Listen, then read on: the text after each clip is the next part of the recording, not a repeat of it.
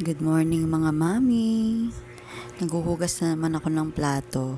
Siyempre tayo mga nanay, paulit-ulit lang tayo ng ginagawa sa bahay.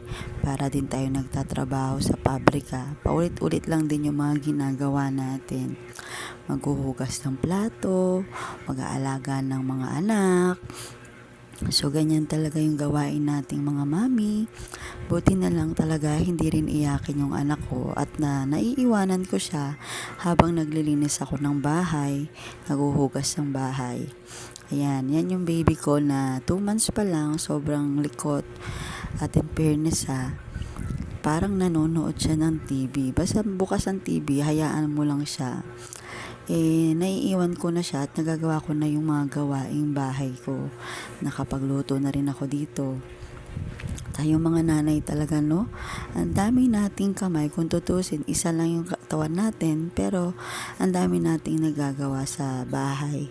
Kaya, imposibleng hindi tayo mapagod eh. Actually, mas pagod talaga tayo sa mga mister natin na nagtatrabaho.